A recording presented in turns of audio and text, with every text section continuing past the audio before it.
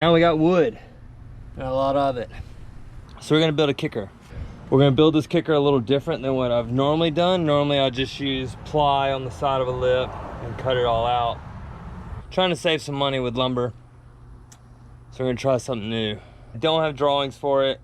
I kind of have an idea what it's meant to look like, but you can ride along with me. This will be a how-to build a ramp. What I do know is what the first step, what you want to do, lay out your wood. So I got the ply laid out. This is a 4x8 sheet of ply, and this is also a 4x8 sheet of ply. So what I want to do, I got an 8-foot airbag coming, so I want to build a 7-foot kicker. So the radius is going to start here. This is my radius pole for the ones who know how this works. So the pin's gonna go there. I got 1 foot, 2 foot, all the way 14, 15, 16 feet. So I can do a 16-foot radius. I'm gonna go with a 14. This is a bit ghetto, I know, but tell me what you think. If you got other ideas for a good radius, I want to hear them. Let me know. I used to use a string, but it would stretch, so I cut this pole, and I think this is a little more true, even though it's not too straight. So for the kids out there who don't know how like the radius of a ramp works, so I want to do a 7-foot tall takeoff. So if I were to put the screwdriver at 7 foot, by the time I went from here all the way to 7 foot, it'd be exactly it'd be at vert, because it'd be a 7 foot here. I don't know how to put that in different terms, but yeah, 7 foot tall, you want to do more than a 7-foot radius or it's vert. Longer the pole, bigger the radius, more mellowed out the lips is going to be. So I'm starting at 14 foot. That's what I've heard is pretty good for this size. I could be completely wrong. Hopefully I'm not getting other ones confused, but we'll draw it on there and see how we like it. This is what I'm going for. I want it to be, normally you see like the ramps with like ply all the way on the side.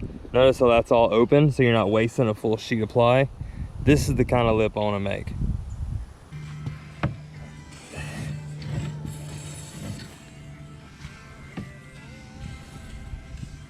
Oh shit.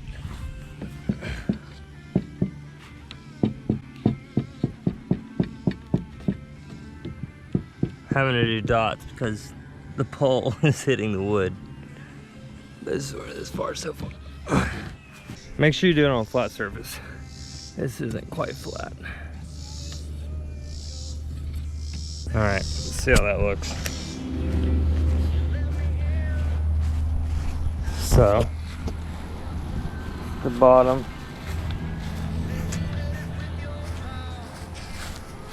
I don't really like it. That looks a little too mellow. Let's start again. All right. This part confuses me every time. So, the radius, so I want to do a 7-foot lip, that's 7 foot right there. The radius obviously doesn't meet there, but if I start it out further and then bring it in, it'll actually come in steeper. I actually want to stop it right at that line because I want this to be on the outside. Actually, we're gonna switch this up. All right, so this is doing my head in, making me feel a lot dumber. So we went with a 13.5-foot radius. All right, new mark. That's where we're gonna cut it. That way I can put a 2x4 across right there that'll sit on the ground. Oh, actually it's gonna sit on brick, so it doesn't sit on the ground and rot. All right. Looks kind of mellow. Oh, it looks real mellow. I'm gonna have to do it again. Tell you what, we're gonna run it because I'm over this. Worst case, if it's not steep enough, we're just gonna jack up the front of it. See how that goes. If you're familiar with doing this, feel free to leave comments below and let me know. But, so I made a template out of cardboard. Just trace that out. That's gonna be the lip right there. Pretty sure I've done it pretty good, to be fair. But yeah, we're gonna take that template and we're gonna piece this whole thing together. And we're gonna try, yeah, we're gonna see how many trannies we can get out of one sheet. Save money. Because one piece of, I think this is 3/8, so not quite 1/2 inch. This is 3/8 ply, that's 20 bucks a sheet. So obviously you want to save as much as possible. So I made this template.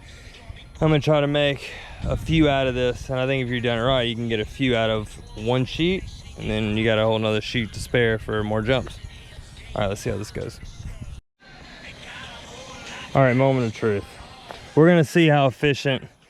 I was gonna put all the flat edges on the side, but since we're doing this, I'm gonna see how efficient we can really be with one piece of ply. And so normally, like I was saying, if you want to build a lip, you got to do it 8 foot that way and 8 foot that way. This is for a 7 foot lip, so that's 40 bucks right there. $20 for that sheet, $20 for that sheet. So we're gonna see, and that's only one side. And then you could flip it. I don't know if you can flip it because that might even be side. I know you can get 1.5 sides out of this. Anyways, let's say 40 bucks for one side. 60 to be safe to go half. So we're gonna see how efficient we can be. I'm gonna trace out a bunch and we're just gonna cut out of one sheet and see how many trannies we can get.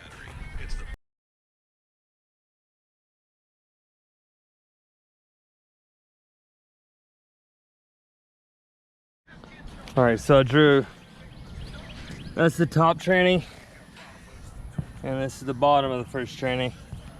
I'm gonna cut straight edges. I was gonna template it out, but I think if I cut one and then use the edge, I might be able to be a little more efficient.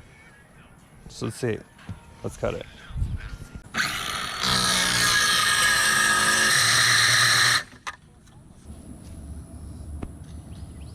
Handsome, smiling. Got a lot of lines going on. Yeah. I want to make sure to put a straight line because that's going to sit against the 2x4. So you want to make sure that one's nice and square, or nice and straight.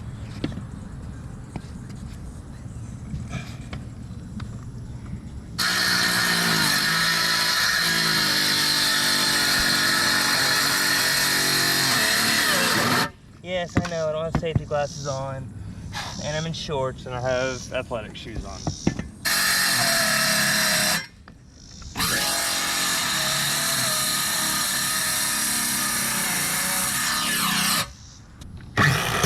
Oh wait, ready?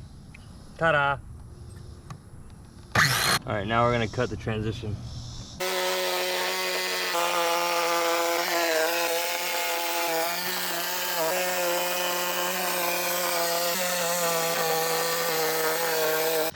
Might not be the tool for the job, but it works.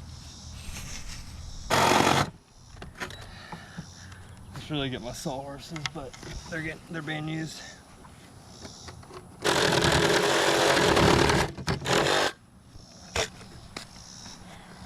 That's the bottom. All right, so the top one's cut, the bottom one's cut. Notice how I put it as close as I can to the edge. I was gonna use a flat edge to prevent, to make for less cutting, but I think I can get more out of it this way. I'll cut this one, and that will be a straight edge. And then I'll slide that one in, and I won't have to cut that edge, and then I'll just cut around it. I bet I can get 3 panels out of this. All right, so this is what we're left with. 2 top trannies. They got a top of the left, top of the right, bottom left, bottom right, another top, another bottom with a pretty big triangle left over.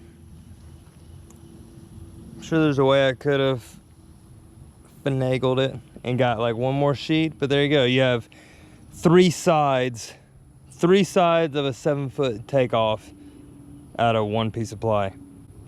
Not bad. And now I have a whole fresh one for something else. All right, now let's put these together. I'm gonna leave these for another time. Oh, by the way, 7-foot kicker, top tranny. This is a top tranny template, and it is a 13.5 radius. There you go. All right, framework done. Tranny fits pretty nice. It's come together. I think we did it. I mean, we definitely did it, but probably a more efficient way. But we all right. All right, so this is what we got so far. GoPro died yesterday, and then it got dark, so I moved everything over here. We got the ribs in. Oh, not all of them. Don't know. It looks kind of mellow, but we're gonna run with it. It's sitting at just over 7 feet actually, so obviously measured a little wrong. That's at like 7 feet 3 inches. You might cut up the 2x4 a little more and put one more rib in it, and then it'll be sitting at about 7.5. This is the roll in, or this is the first straight. We got to roll in long and low, and it's all downhill to the booter. Airbag's gonna sit right there. So what I did, this black stuff, it's actually roofing to go under shingles. We had a bunch of it just left over, so I figured I would layer the inside just to try to keep as much life out of the kicker as possible. All right, we got 2 layers of ply on. Everything's braced up, decent. Airbag's good. That's how the lip came out. Steepen it up a bit by putting some ply under the lip. Steepen it up a hair. Now let's see how it rides. 100%.